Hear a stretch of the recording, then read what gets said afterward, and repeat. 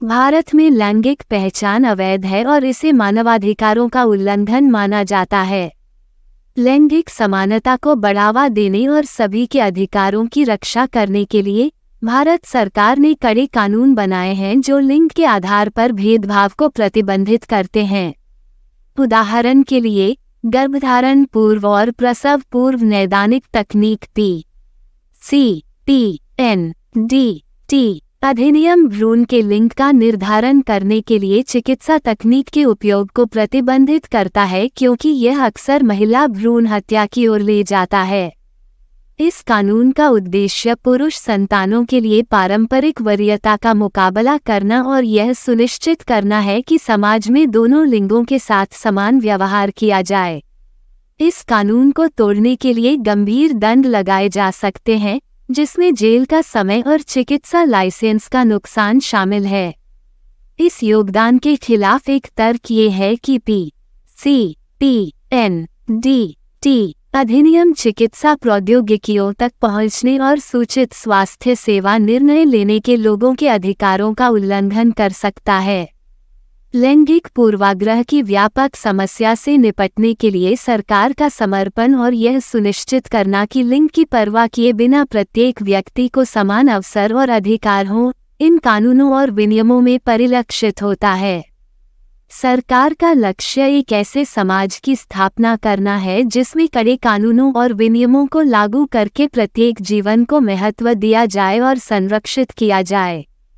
चूंकि PCPNDT अधिनियम विशेष रूप से लिंग चयनात्मक गर्भपात की प्रथा को संबोधित करता है, ये लिंग भेदभाव के खिलाफ लड़ाई में एक आवश्यक हथियार है।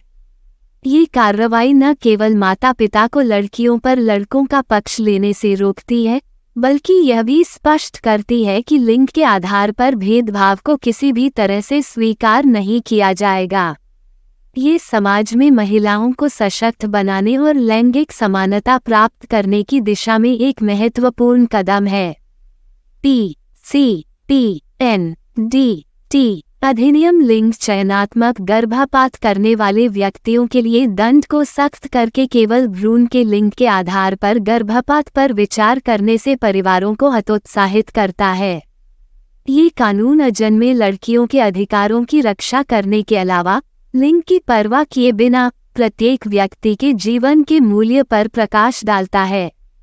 इसके अलावा यह एक मौलिक अवधारणा के रूप में लैंगिक समानता को बनाए रखने के लिए सरकार की प्रतिबद्धता के बारे में एक स्पष्ट बयान देता है, जो अंततः एक ऐसे समाज को बढ़ावा देगा जिसमें पुरुषों और महिलाओं को समान अवसर और अधिकार प्राप्त हों। सरकार लिंग निर्धारण को गैरकानूनी बनाकर कन्या भ्रूण हत्या की प्रथा और पुरुष संतान की इच्छा को समाप्त करना चाहती है, जो भारतीय समाज में लंबे समय से समस्याएं रही हैं। लिंग निर्धारण को प्रतिबंधित करने के अलावा इन कानूनों और विनियमों का उद्देश्य महिलाओं को नौकरी, स्वास्थ्य सेवा और शैक्षिक अवसरों तक पहुंच प्रदान करके उन्हें सशक्त बनाना भी है। उदाहरण के लिए, भारत के ग्रामीण क्षेत्रों में महिलाओं की अक्सर स्वास्थ्य सेवा और शिक्षा तक पहुंच की कमी होती है, जहां पुरुष संतानों की प्रबल इच्छा होती है। लेकिन जब से ये नियम लागू हुए हैं, लड़कियों को अब उच्च शिक्षा प्राप्त करने के लिए प्रोत्साहित किया जाता है और उन्हें समान काम की संभावनाएं दी जाती हैं, जो पारंपरिक लिंग भूमिकाओं को चुनौती देती हैं और समाज में लैंगिक समानता को आगे बढ़ाती हैं। फिर भी सामाजिक परंपराएं और सांस्कृतिक विचार कानूनी ढांचे की उपस्थिति में भी लैंगिक समानता की प्रगति को बाधित कर सकते हैं। पारंपरिक लिंग मानदंड कुछ समुदायों में दृढ़ता से अंतर्निहित है, जो नौकरी या शैक्षिक संभावनाओं को आगे बढ़ाने का प्रयास करने वाली महिलाओं के खिलाफ विरोध और भेदभाव का कारण बनते हैं। भले ही कानून समान अवसर प्रदान कर सकता है, फिर भी गहराई से निहित सांस्कृतिक मानदंड और सामाजिक परंपराएं उन महिलाओं के खिलाफ भेदभाव और प्रतिरोध का कारण बन सकती हैं जो उच्च शिक्षा या करियर बनाना चाहती हैं, जिससे लैंगिक समानता की प्रगति में बाधा आती है। इसके अलावा सरकार शैक्षणिक संस्थानों और उद्यमों में लैंगिक संवेदनशीलता को सक्रिय रूप से बढ़ावा दे रही है और लैंगिक रूढ़ियों को दूर करने के लिए काम कर रही है। इन कानूनों को लागू करके सरकार एक ऐसे समाज के निर्माण की दिशा में एक महत्वपूर्ण कदम उठा रही है जो अपने सभी नागरिकों के लिए अधिक समावेशी और समान हो। उदाहरण के लिए, कुछ ग्रामीण समुदायों में यह विश्वास हो सकता है कि महिलाओं को अपनी शिक्षा या करियर से ऊपर बच्चों की देखभाल और घर की देखभाल को प्राथमिकता देनी चाहिए। नतीजतन, युवा लड़कियों को स्कूल जाने या करियर बनाने से हतोत्साहित किया जा सकता है, जिससे उनके व्यक्तिगत और पेशेवर रूप से विकसित होने के अवसर सीमित हो जाएंगे।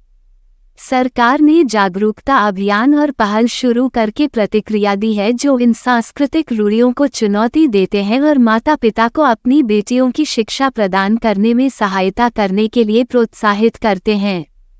इसके अतिरिक्त, उन्होंने ऐसी नीतियां बनाई हैं जो कमाए वाले परिवारों की लड़कियों को वित्तीय सहायता और छात्रवृत्ति प्रदान करके असमानता और गरीबी के चक्र को तोड़ने में सहायता करती हैं। हालांकि इन प्रयासों के बावजूद अभी भी ऐसे उदाहरण हैं जहां सांस्कृतिक मानदंड और लैंगिक रूढ़िवादी मौजूद हैं और महिलाओं को स्कूल जाने से रोकते हैं। उदाहरण के लिए, कुछ ग्रामीण समुदायों में महिलाओं से अभी भी अपेक्षा की जाती है कि वे अपनी शिक्षा पर अपने परिवार और बच्चों की देखभाल को प्राथमिकता दें, जो महिलाओं के लिए कम संभावनाओं के चक्र में योगदान देता है। असमानता को कम करने के लिए वित्तीय सहायता और छात्रवृत्ति महत्वपूर्ण उपकरण है, लेकिन लैंगिक भूमिकाएं और सांस्कृतिक मानदंड भी महिलाओं को कॉलेज जाने से हतोत्साहित कर सकते हैं, विशेष रूप से ग्रामीण क्षेत्रों में जहां शिक्षा से पहले परिवार की देखभाल करना आता है। धन्यवाद। आप देख रहे थे यंग मदर्स। हमारे साथ बने रहने के लिए सब्सक्राइब अवश्य करें।